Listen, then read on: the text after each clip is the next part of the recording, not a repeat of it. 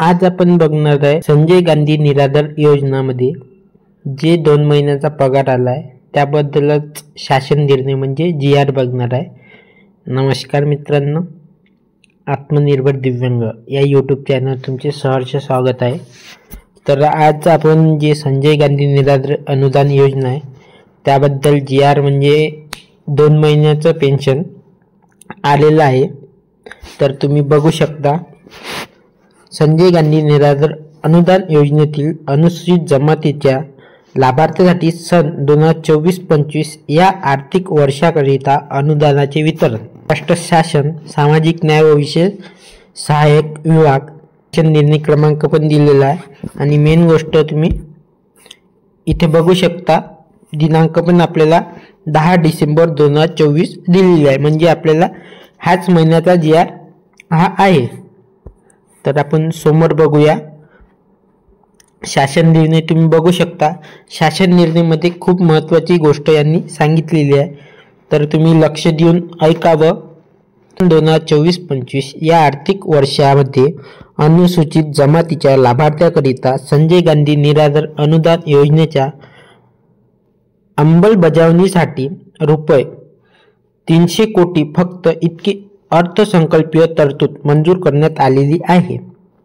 त्या अनुषंगाने अनुसूचित जमातीच्या लाभार्थ्यांकरिता संजय गांधी निराधार अनुदान योजनेसाठी रक्कम 195 कोटी 28 लक्ष 44,500 इतका निधी फक्त क्रमांक 5 येथील शासन निर्णयान्वये सर्व जिल्हाधिकारी यांना वितरित करण्यात आला आहे। आता माहे ऑक्टोबर व नोव्हेंबर 2024 या कालावधीच्या खर्चासाठी रुपये 46 कोटी 82 लक्ष 12,689 फक्त इतका निधी या शासन निर्णयाने सोबतच्या वितरण पत्रामध्ये वितरित करण्यास शासन याद्वारे मान्यता देत आहे। तसेच मासिक वितरण पत्रानुसार निधी पुढे किंवा मागे ओढू घेण्याची सुविधा अर्थसंकल्पीय अंदाज वितरण व संनियंत्रण प्रणालीद्वारे देण्यात आलेला आहे। तर तुम्ही बघा मित्रांनो, इथे त्यांनी आता सांगितला आहे ऑक्टोबर व नोव्हेंबर 2024 या 2 महिन्याचा निधी आपल्याला 46 कोटी 82 लक्ष 12,089 रुपये एवढा निधी 2 महिन्याचा पूर्ण जिल्ह्यासाठी यांनी दिलेला आहे। तो निधी मागे किंवा पुढे पण होऊ शकतो। मेन महत्त्वाचा मुद्दा म्हणजे तुम्हाला सांगायचा मुद्दा म्हणजे हा 2 नंबरचा मुद्दा आहे। संजय गांधी निराधार अनुदान योजना व श्रावण बाळ सेवा राज्य निवृत्ती वेतन योजना या योजनेतील लाभार्थ्यांना अर्थसहाय्याचे वितरण DBT पोर्टलद्वारे करण्यास शासनाने निर्णय घेतला आहे। परंतु सदरून योजनेतील लाभार्थ्यांची माहिती तालुका जिल्हाधिकारी कार्यालयाकडून भरण्याची कार्यवाही सुरू असल्याने सदर योजनेतील लाभार्थ्यांना अर्थसहाय्य मिळण्यास विलंब होऊ नये। माहे नोव्हेंबर 2024 पर्यंतचे अर्थसहाय्य वितरण अर्थसंकल्पीय प्रणालीवर म्हणजे ब्रिम्स प्रणालीवर करण्यात येत आहे। परंतु योजनेतील लाभार्थ्यांना माहे डिसेंबर 2024 पासून अर्थसहाय्याचे वितरण DBT पोर्टलद्वारे करण्यात येणार असल्याने सर्व जिल्हाधिकारी कार्यालयाने योजनेतील लाभार्थ्यांची माहिती प्राधान्याने DBT पोर्टलद्वारे भरण्याची दक्षता घ्यावी। म्हणजे त्यांनी असं सांगितलंय आता की जो आपल्याला निधी मिळतो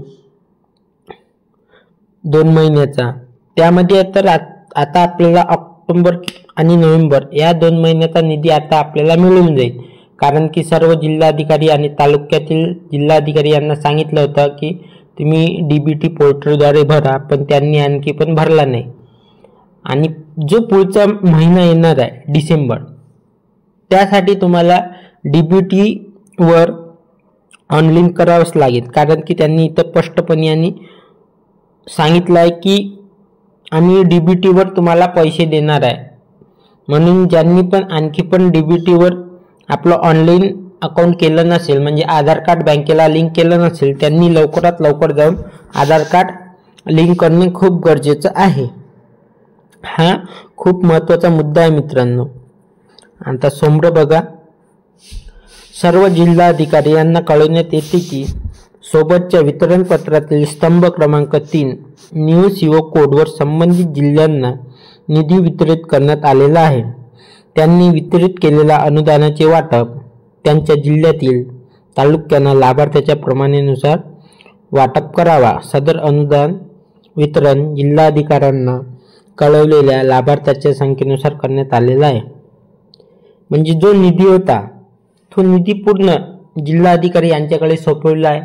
जिल्हाधिकाऱ्यांना असं कळवण्यास सांगितलं की तुम्ही हा निधी आता तुमच्या जिल्ह्यातील जेवढे तालुके आहेत त्यांना बरोबर व्यवस्थितपणे तुम्ही मांडणी करून द्या। आणि तर 4 नंबरचा कॉलम आहे, तो निधी किती खर्च झाला, कोणाकडे किती खर्च झाला, तर यांना तुम्ही निधी किती खर्च झाला तर यांना तुम्ही पूर्ण निधी सांगा। यांना तुम्ही एक नोटीस द्या तुमचा निधी पूर्ण किती खर्च झाला अशी त्यांना इथं सांगितलं आहे। आणि सोमरं असं सांगितलं आहे त्यांनी सर्व जिल्हाधिकाऱ्यांना यांना कळवण्यात येते की सदर देयक कोषागारातून सादर करण्यापूर्वी दक्षता घ्यावी। तसेच त्यांनी या खर्च कोणत्याही परिस्थितीत त्यांच्याकडे सपूत करण्यात आलेल्या अनुदानापेक्षा जास्त होणार नाही यांची दक्षता घ्यावी। म्हणजे तुमच्या जिल्ह्यांना जेवढा निधी पाहिजे तेवढाच निधी घ्या आणि तुम्हाला जास्त जर निधी आला असेल तर तो तुम्ही जास्तही नका घेऊ कमी नका घेऊ, व्यवस्थित निधी तुम्हाला मिळून जाईल। आणि 6 नंबरचं असं सांगितलं आहे की सर्व जिल्हाधिकाऱ्यांना असं कळवण्यात येते की तुम्ही जो निधी घेतलाय तो निधी तुम्ही महालेखापालाच्या कार्यालयात नोंद करा, त्याची तुम्ही निधी किती घेतला आणि किती खर्च केला याबद्दल तुम्ही पूर्ण तुमचा एक महालेखापालाच्या कार्यालयात वेळेवर सादर करा। तो वेळेवर सादर न केल्यास पूर्ण जबाबदारी जिल्हाधिकारी यांच्यावर राहील। आणि सोमरं बघा, 8 नंबरचं असं सांगत आहे, जर तुम्हाला हा GR पाहिजे असेल तर www.maharashtra.government.in या संकेतस्थळावर तुम्हाला उपलब्ध करून दिला आहे। आणि तुम्हाला जर या GR ची PDF पाहिजे असेल तर आपल्या टेलिग्राम चॅनलवर तुम्हाला मिळून जाईल। आणि आता तुम्हाला बघू शकता कोणत्या जिल्ह्यात किती निधी आलाय आणि कोणत्या विभागात किती निधी आलाय। तर इथं बघा 6 विभाग आहेत, कोकण, नाशिक, पुणे, नागपूर, अमरावती, औरंगाबाद असे आपले 6 विभाग आहेत। या 6 विभागासाठी 46,42,12,689 रुपये एवढा निधी आलेला आहे। आणि मित्रांनो, तुमचा निधी जर वेळेवर आला नसेल किंवा यायला वेळ होत असेल तर तुम्ही एक काम करू शकता, जवळच्या तहसील कार्यालयामध्ये जा, तिथे संजय गांधी निराधार ऑफिसमध्ये तिथं तुम्ही त्यांना विचारा का आमचा निधी का नाही आला, तर ते तुम्हाला व्यवस्थित माहिती देणार। कारण की प्रत्येक दिव्यांग म्हणतो आमचा 2 महिन्याचा निधी नाही आला, 4 महिन्याचा निधी नाही आला। तर तुम्ही एकदा तिथे अवश्य जाऊन बघा मित्रांनो। आणि हा व्हिडिओ जेवढा जास्त शेअर करसान तेवढं दिव्यांग बांधवांचं भलं होईल, कारण की DBTवर ऑनलाईन करणं खूप गरजेचं आहे दिव्यांग बांधवांनी। आणि मित्रांनो, या चॅनल तुम्ही नवीन असाल तर चॅनलला लाईक, शेअर, सबस्क्राईब करा आणि ह्या व्हिडिओला एवढे शेअर करा की जास्तीत जास्त गावातल्या दिव्यांगापर्यंत हा व्हिडिओ गेला पाहिजे। धन्यवाद मित्रांनो।